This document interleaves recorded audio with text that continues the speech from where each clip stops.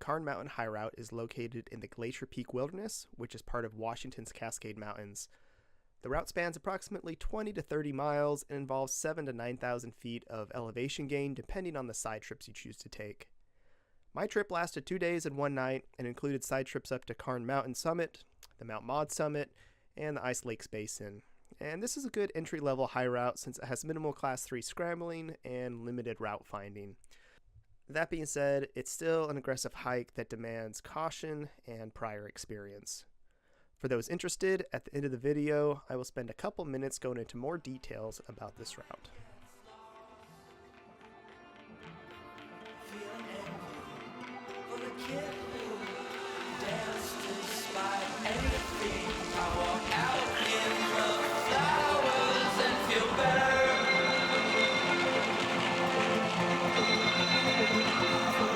I could just leave my body for the night.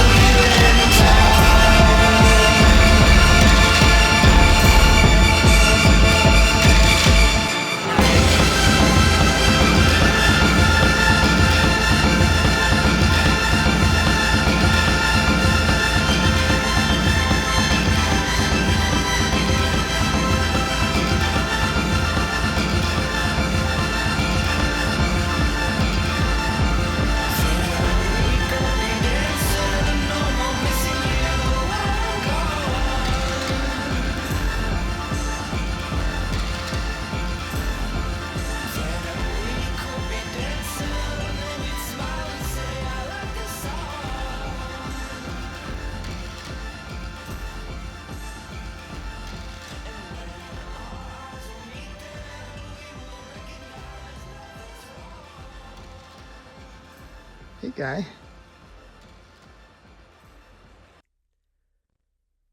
All right, so this shows the Carne Mountain High Route over here in red in relation to Glacier Peak.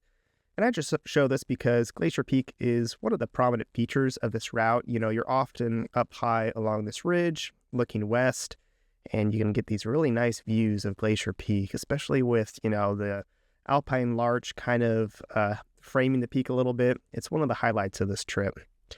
So if I zoom into the hike, it starts over here at the Phelps Creek Trailhead. Now the Phelps Creek Trailhead, it's pretty remote. It's about an hour of driving off of a dirt road. It's the second time we've been here. The first time 4 years ago, the road was in much worse condition than it was this time that I went. So that's good news, but it does take quite a while to get here. That being said, though, it was still fairly busy. This is located in an area with alpine larches. For those who don't know, alpine larches are deciduous conifers that change colors during late September, early October. They turn a very bright, vibrant yellow. And when sun hits it, it can be quite a spectacular view. So the secret is out. People know about this area. They know that alpine larches are here. So if you come here during alpine larch season, then expect to see some busy crowds. I got here on a Friday evening and started from the trailhead and went up these switchbacks. And as I was going up the switchbacks, quite a few people were coming down, but not a lot of people were going up. And when I arrived at Carne Mountain Basin, where I was planning on camping, the Primo campsite was not being used. So I quickly snagged it and set up my tent. The campsite was near this spring. As far as I could tell, the spring seemed to be perennial, seemed to have a decent amount of flow, and I assume it's flowing year-round. But if you're visiting this area in the fall after a dry summer, it's probably worth checking recent trip reports to see if people have seen water at the spring. After setting up camp, I went up these switchbacks to the top of Carne Mountain. Carne Mountain is fantastic. You have views from, I believe, Mount Baker, at least Glacier Peak, all the way to Mount Rainier. The evening light hitting the larches was pretty spectacular. I had a lot of videos that kind of had different framings of the larches within this area. After climbing Carne Mountain, I went back down, made it to camp, made dinner, and climbed into my tent just before it started raining for a few hours. Luckily, that was the only rain or bad weather I had all weekend. The next day, I woke up and climbed back up to the saddle over here and then passed on to the other side. And if I kind of zoom in, you can kind of see what my route looks like the remainder of the day. The morning light was hitting the larches on this side of the mountain very nicely. And the trail pretty much during this whole section was pretty well defined. For the most part, this is a very straightforward high route. Minimal route finding, maybe a teeny bit of class 3. But definitely this section, the trail was easy to follow. And the nice thing about this portion of the trail is looking to the other side of the valley. I was able to see Glacier Peak often, and you can also see on the other side, a lot of these upper ridges also had alpine larches that were turning yellow. Continuing along my route, as I get closer to Freezer Pass, which is over here, there's this kind of mini pass over here. And this was one of those locations where I actually did lose the trail. But, if you know where you're going, it's pretty straightforward. Not a lot of scrambling, pretty much just all class 2 walking up to this point. And then you go along this steep slope until I got to this rock outcropping. And maybe I was off trail a little bit, maybe not. But there was a little bit of class 3 scrambling over here, and then maybe a little bit more in order to get on top of Freezer Pass. Now, when I got to Freezer Pass, that was probably the start of the crowds. Still not a tremendous amount of crowds, but enough that you would see someone once every, at least, 5 to 10 minutes. From Freezer Pass, I could see Mount Maude, which was one of my main objectives of this trip. I had previously come to Freezer Pass on a prior trip, and as I got to Freezer Pass, I realized that I didn't have sunscreen and I didn't have any other sun protection, so I had to turn around. But that was part of a longer backpacking trip in the Glacier Peak Wilderness, so I've always felt like I wanted to come back and tag Mount Maude, and so this was the opportunity. So from Freezer Pass, I climbed down a little bit of route finding to try to find and pick up the trail over here. Eventually, I found the Mount Maude trail. And that was fairly straightforward, class 2 climbing all the way to the top. Mount Maude is, I don't know, 15th or 12th tallest mountain in Washington. It's a little bit over 9,000 feet. So it has some pretty big payoffs for being, not really a technical climber or anything. So I would definitely recommend climbing up to the top of Mount Maude if you're in this area.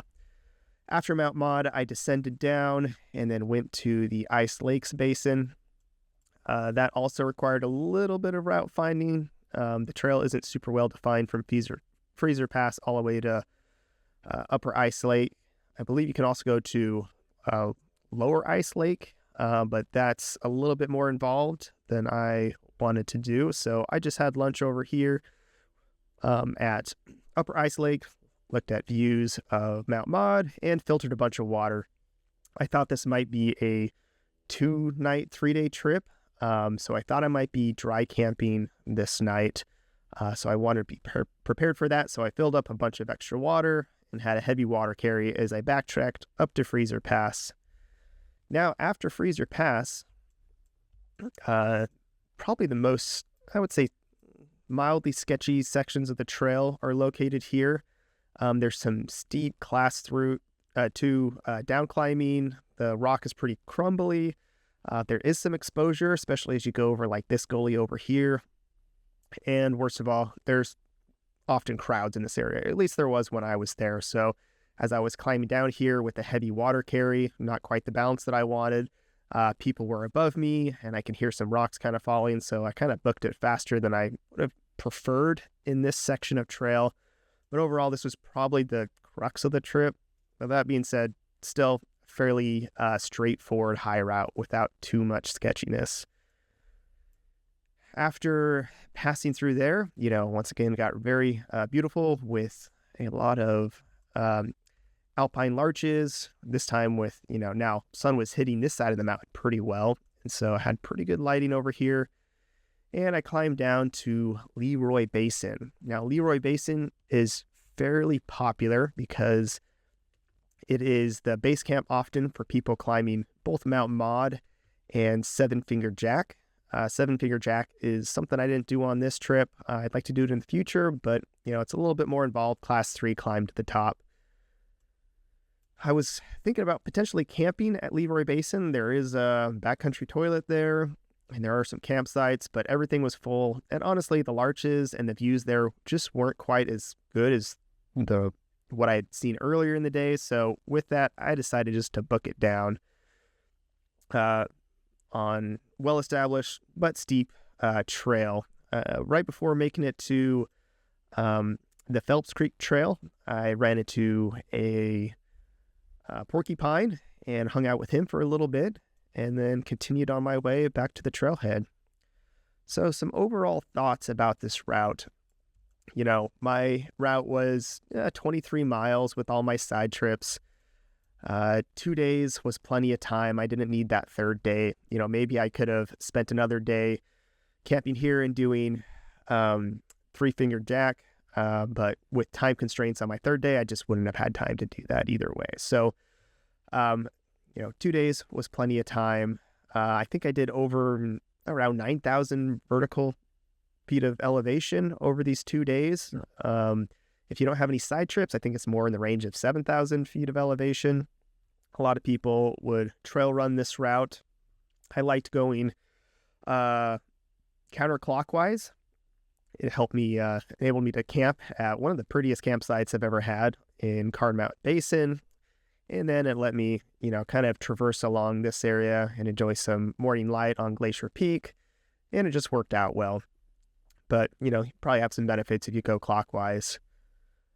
Like I said, this is a good entry-level high route. Highly recommend if you're willing to fight the crowds during larch season or make the long drive out here.